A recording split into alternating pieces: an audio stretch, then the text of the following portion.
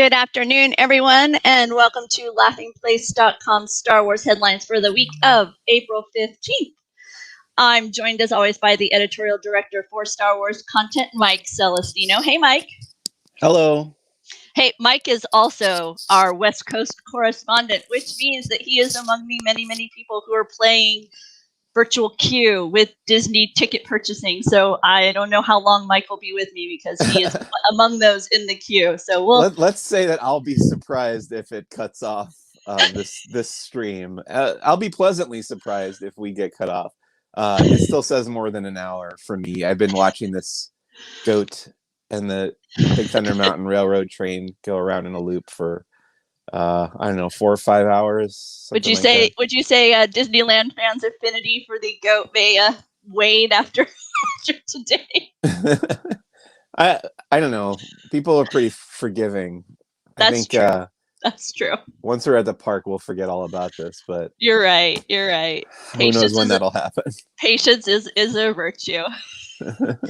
We're starting off the Star Wars headlines today with a new poster for Bad Batch, which is coming. The series is coming May the 4th. Yep, that's pretty much it. New poster, got all the characters there. Anything jump out at you on this poster, artwork wise, or storyline? Kind of storyline hint wise, or anything, Mike? Well, it's got that new character named Omega is at the bottom center there. And the assumption is that that's the final clone of Jango Fett. And then at the top is Emperor Palpatine. So I guess, I don't think he was in the trailer, but I guess it's a safe assumption he'll be popping up in the series. Oh, that's cool. I hadn't really thought about whether or not he would appear. So you're right that is a bit of a focus for it. Hey, Nathan, we're just here talking Star Wars. Got a lot to discuss. Lots going on. Let's see, Mike. This week you read Bounty Hunters number 11. Yeah. So last month Bounty Hunters was like a Die Hard thing, and then this month it's a Hunger Games type thing. You got the cover there. Yeah. Here it comes. But it features Bossk, which is cool because I named my podcast after that character. So Bossk is like on planet what's it called? Malastare, which is was first mentioned in the Phantom Menace as the other planet where they have pod racing besides Tatooine. But there's kind of like a Hunger Games style competition going on between all these bounty hunters, and of course Bossk is like the fiercest and most agile and best hunter and killer, so he wins. This, spoiler alert. But there's also stuff going on with Bib Fortuna from Jabba's palace and a couple other characters, and then the main character of Bounty Hunters, the comic book, Valence the Hunter, you can see there on the top left. He's teaming up with Dengar, another bounty hunter, and they're gonna find Boba Fett, who has Han Solo in carbonite, because Valence kind of owes Han Solo a favor from when he tried to save his life when they were both in the Imperial Academy. So this is all building toward the War of the Bounty Hunters crossover event, which is starting very soon. Actually, like the next issues of all these comics are going to be leading into War of the Bounty Hunters. So it's kind of cool to see them even building toward that as well. I know that you're especially excited about that upcoming crossover event. So I am, yeah. Yeah, very exciting stuff. I was actually happy that a few of these names I recognized in this. Usually the Bounty Hunter comics, I recognized very few names. There were a few more names this week that I recognized in the story of Bounty Hunter comic book number 11. I like that Bib Fortuna is getting some story time because, if you watched the season finale of Mandalorian last year, I guess was that this year? It would have been in January, right? So yeah. I guess you've seen it by now, so it's not a spoiler really, but he gets killed by Boba Fett at the end of Mandalorian season 2, which is about 5 years after Return of the Jedi, maybe a little bit more. But this comic takes place between Empire Strikes Back and Return of the Jedi. So now they're using probably going to use War of the Bounty Hunters to fill in a little bit more of Bib Fortuna's history as well, which I think is cool because we haven't gotten a lot with that character previously. In other reading, you tackled the Skywalker, A Family at War by Kristen Baber. Yeah, Kristen Baber is the host of This Week in Star Wars, which is the weekly official Star Wars news web series on the Lucasfilm's Star Wars YouTube channel. And now she's written a book. It's not really a reference book. It's not really a novel, but it is novel length. And it's kind of presented as a fictional biography of the Skywalker family, starting with Shmi Skywalker and going all the way up to Rey Skywalker, who adopts that family name at the end of The Rise of Skywalker. But it's basically a recap of everything that happens between those 2 points in the timeline. But the great thing about it is that it's not just the movies. She's also incorporating stuff from the comics and from the TV shows and other sources as well. The novels, obviously, which is great. Like treating all that stuff as one big canon is a lot of what appeals to me about Star Wars. So she's a good writer. I think if you are intimately familiar, like if you've consumed all the current canon Star Wars stuff, like I have, I've consumed the vast majority of it. There's a couple novels I haven't read in the current canon, but by and large, I am pretty familiar with the current Star Wars canon. So this book kind of felt like a rehash of a lot of that, but it is good. I would say for the people who are more casual fans to pick this up, and you kind of get a breakdown. It's like a almost like a what did you call that in high school when you bought those books that were like Cliff Notes? Cliff's Notes, yeah. Yeah. Cliff's Notes version of the full canon of the Skywalker saga, right, with all the little like filler, like the gap filler stuff in between, like all the stuff you might not have read in the comics and the novels that maybe you didn't know about. But if you already have all that stuff, this might not be necessary. I noticed on Amazon this image. Is this an image from within the book, or is this just a conceptual image that Amazon had? I thought I had it here. What did I do with that? No worries. Yeah, that's what did I do with that book? Yeah, that's in the inside, in the middle of the book. There's actually 2 sections like that are like presented like you would find images or photos. Yeah, you got it. So I don't even need to show it because you have it there. But there's like, it's basically treating it like a biography where, you know, I'm actually reading Roger Ebert's memoirs now, and he has that section in the middle that has all the photos from his life and stuff. So they're kind of doing the same thing with this. Yeah, I think what surprised me was when I saw that it was a 350 something page text. I didn't think of it as being something kind of that breadth, you know. Yeah.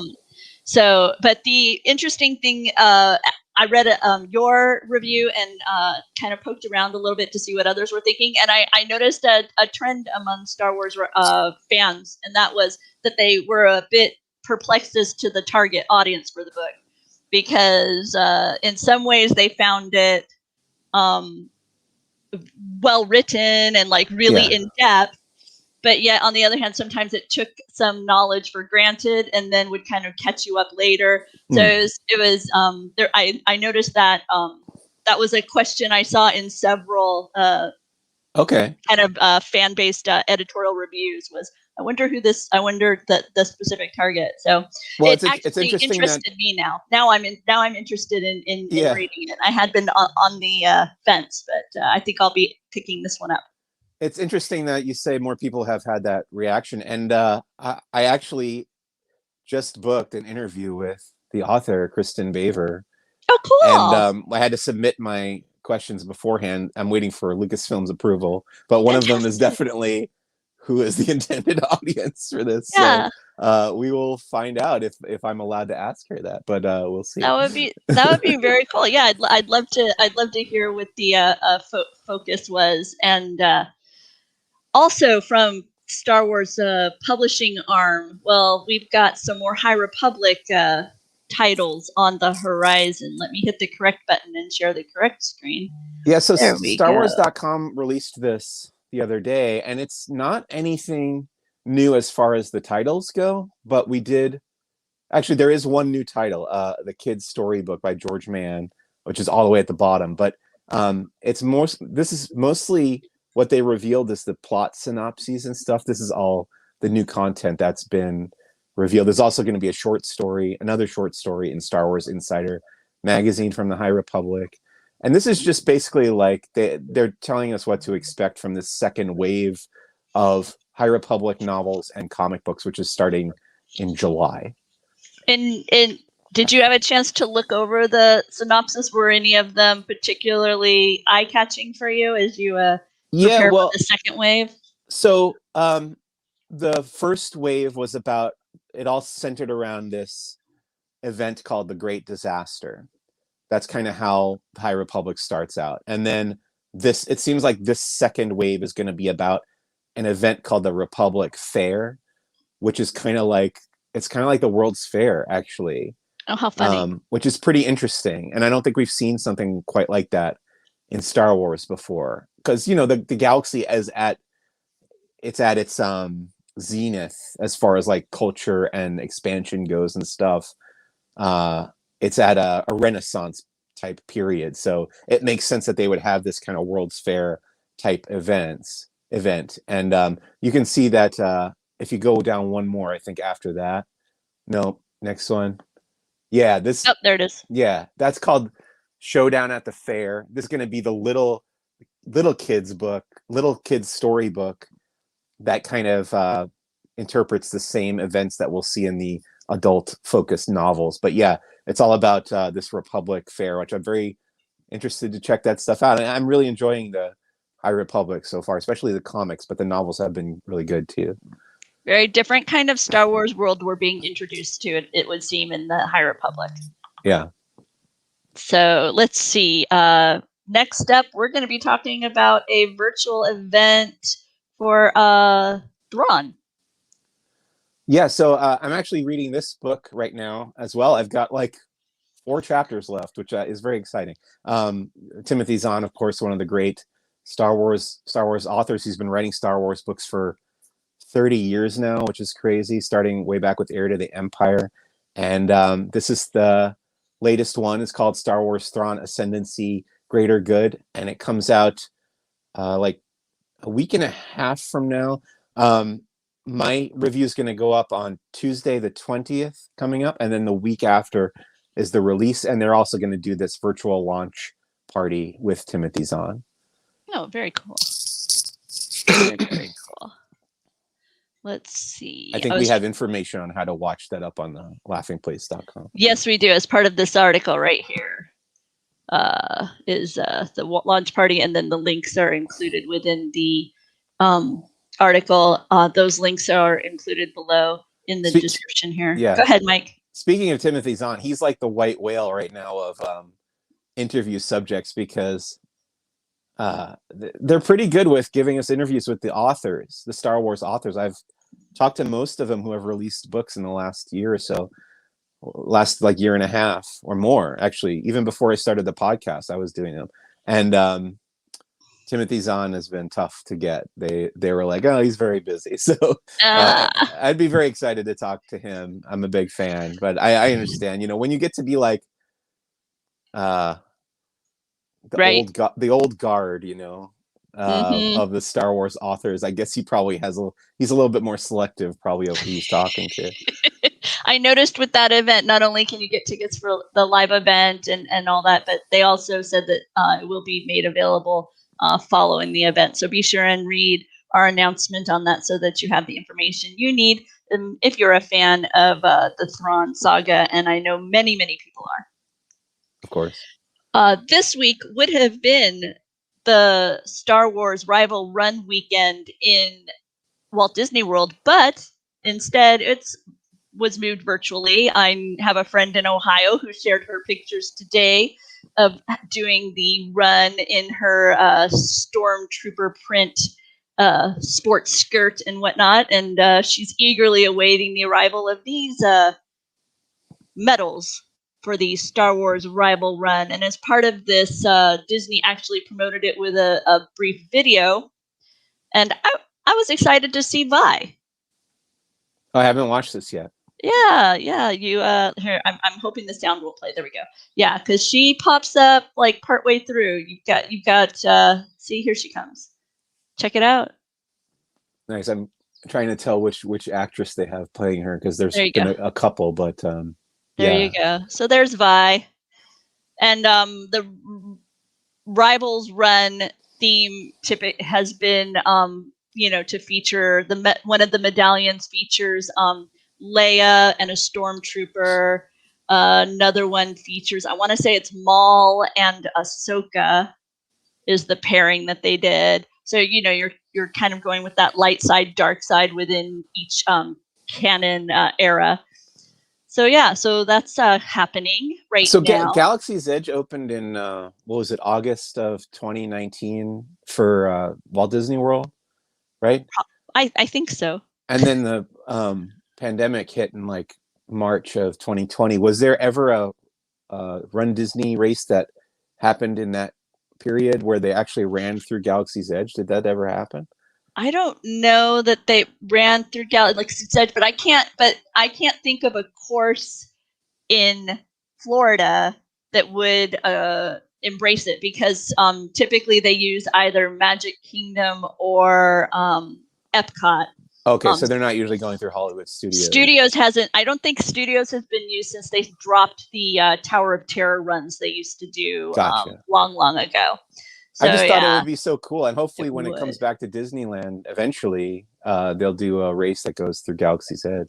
I hope so. That would be pretty amazing. Disney, I was gonna say it would be more likely to happen, I think, at Disneyland Resort than it would be on the opposite coast. Yeah, it's funny. Yeah. Like they dropped that runDisney stuff when they were going to build that big hotel, right? That was about when they stopped doing that, and then that got canceled, and it still never came back. And then now there's this proposal that maybe they might do an even bigger expansion. So who knows? Who knows if we'll ever get runDisney? There's the Ohio friend I was talking about, Anita. Nice. Hi, Anita. And she says she never got to run through Galaxy's Edge, so I'm right on that they haven't incorporated yet. But I know that she would be in California if they let her run through Galaxy's Edge. I know that about Anita. Let's see. Over at Shop Disney and the Disney Store for May the 4th, they have one of these collectible Disney keys is coming. The kind of Sith red D and extended lightsaber. And then you've got May the 4th be with you and 2021 in the curvature of the D. We believe this to be a Star Wars Day key for 2021. And then they also announced that there's going to be a 3-pack. And we're not totally sure exactly how this is going to work out yet because they've highlighted these 2 keys, right? The R2-D2 key and the BB-8 key. And then you have this kind of mystery key. So well, let's see which famous droid is missing. Right? Who's missing? I wonder. So I think a lot of people are putting their money on C-3PO. That would be my guess, yeah. Which reminds me, when we were at what's the name? Star Tours at Walt Disney World this last trip, Mike, they did something I've never experienced before, and you'll have to let me know if it's something that I just haven't experienced or if it's new. When she was talking to each of us as we were preparing to launch, she called us Row 1 Kenobi, Row 3PO, I think was the other one she had. She had some clever little names, and then she called the last one her Revenge of the Fifth because it was the 5th row, because they only do 1, 3, and 5 right now. So I haven't heard that before. So she had a little bit of fun kind of Star Wars-izing her roll call that she has to do when we all pull on the yellow tag, So I thought that was kind of cute. I enjoyed it. Yeah, that's fun. You know what I miss in Star Tours when the cast member used to say, "May the Force be with you, because I won't be," and then they would close the door. It always got a big laugh. That's a good one. Yeah, they need to bring that one back. I'm with you. Also, we can't forget that the Mandalorian, Din Djarin, and Grogu have also been reduced or celebrated as Disney keys, depending on your outlook. Yeah, I don't get the whole key thing, but those are neat. Right? You never know. You just never know. I don't know if I don't think I let you know about this one ahead of time, Mike, but they also are showcasing a little bit of Star Wars in their Earth Day merchandise. This merchandise is they're doing print on demand, and they're using eco-friendly water-based inks. So it's very trying to very much kind of reduce the footprint with the product. And among the shirts that they're offering is a "May the Forest Be With You," featuring the adorable Ewoks and an ominous but yet picturesque sunset Death Star in the background. I like it. So yeah. And Buckle Down is giving you the opportunity. You can purchase now Star Wars dog beds through Buckle Down. You've got this one with the Star Destroyers and some other Empire vehicles. Yeah, I wonder if these would work for cats. I mean, cats would fit in there, right? Yeah, there you go. You can be surrounded by Darth Vader. This is the one I would have had. I would have totally picked this one up, an R2D2 bed for my little pooch. And also at Shop Disney, they now have a wide array of Mandalorian party supplies, like cups, plates, whatnot. We highlighted those on Barely Necessities. That's the live Star Wars merchant. No, not Star Wars. It includes Star Wars, but it's a Disney merchandise show that I host with Rebekah Burbank right here on Tuesdays. So be sure and check that out to learn more about Disney products that are been released or on the horizon. We're going to journey over to the Lucasfilm region of Disney, not specifically Star Wars, and talk about some Indiana Jones casting. Yeah, it came out today through the trades that actor Mads Mikkelsen from Hannibal and Rogue One, A Star Wars Story, a bunch of other stuff, is going to be in Indiana Jones 5. I just thought it was interesting because the other announcement that came out was Phoebe Waller-Bridge, who is in Solo, A Star Wars Story. So it's like all the Star Wars stories actors are going to be in Indiana Jones now. Well, there you go. Wow. I'm very much looking forward to Indiana Jones 5. Fingers I hope crossed. it's good. I hope it's good. Fingers crossed. I could use some popcorn adventure film. Me too. I was looking because I haven't pulled up the last article, and that is we talk about your Who's the Boss pod, and I know this week you had Becca. Yeah, your partner over there at Barely Necessities was on the show, and we talked about the first of the 2 Ewok made-for-TV movies called Caravan of Courage. And it was a fun chat. You can go and listen to that now on Who's the Bossk. I haven't yet seen this film. I don't even remember seeing it originally. I don't know how I would have missed it. I can think of a few reasons, but yeah. Yeah, I think they're worth watching. They're kind of interesting Star Wars like novelties. Do they feel dated? Oh yeah. in the same way the holiday special does? Oh no. These are like movies. They're not. No, that was like the first thing I said to my wife when we watched them on Disney Plus. I was like, these are actual movies, and the holiday special is like unwatchable, like TV garbage. But yeah, these are totally watchable. I will say that. Now they're not great, but they are fun. I've not seen Willow. Yeah. But for me, visually, this reminds me of Willow in like its marketing and whatnot. Am I kind of on the right track as to yes. There's a lot of in fact the villain in the second Ewoks movie is the same actress who plays the villain in Willow. There's a lot of similar DNA there, and it feels, the whole thing feels very Lord of the Rings to me, and Willow is definitely like Lord of the Rings derived. So yeah, they have a lot in common, the Ewoks films and Willow, for sure. And obviously Warwick Davis stars in all of them. Doobie says Willow is awesome. The Parker Show is chiming in with can't wait for Bad Batch. Me either, Parker Show. I am very excited for the Bad Batch. Yeah, Bad Batch is starting in just a few weeks. It's like less than 3 weeks from now. Yep, Cool. I'm uber excited. So I think I got you through the headlines this week. Yeah, guess what? I'm still at more than an hour, so it didn't affect it at all.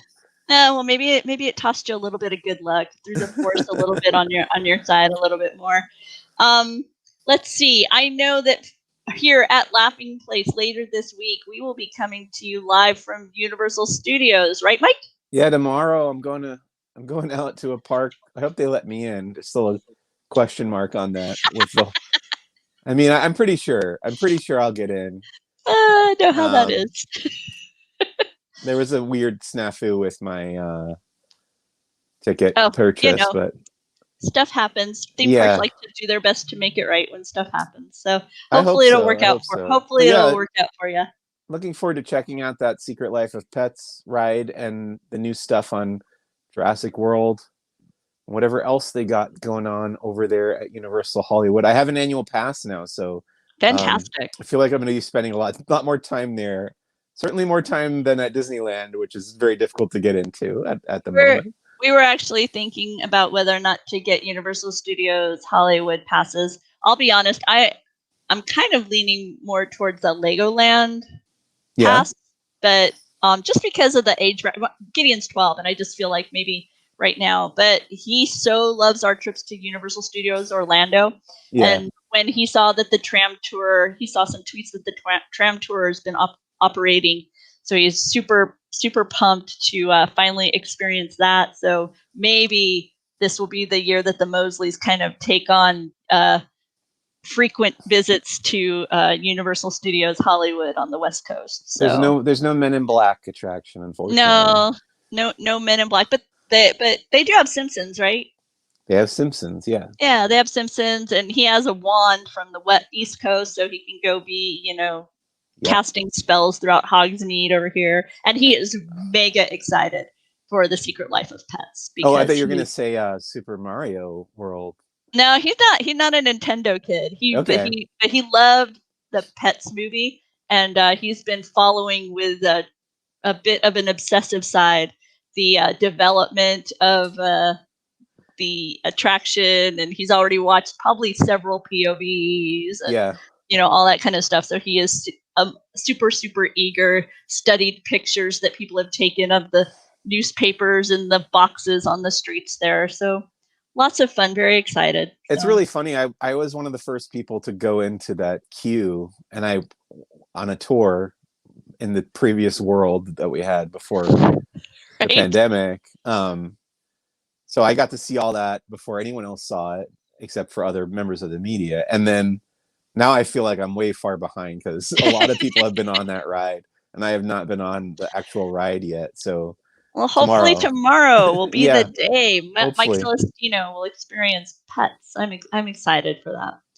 So with that, this week's episode of Star Wars Headlines here at Laughing Place is wrapping up. We thank you for joining us. If you enjoyed this drink, please give us a like. It helps other people find us. And also, if you're interested in more Disney news, information, and just overall fun, subscribe to the stream. We have lots of content constantly happening here. And if you hit the bell, you'll get notified whenever we go live, because sometimes we'll have surprise pop-up live presentations from within the parks that our team is able to do. They'll stumble on something new and be like, hey, let me share this with everybody. So with that, I'll say goodbye. Thanks for joining me, Mike. All the best in your endeavors for Disneyland tickets.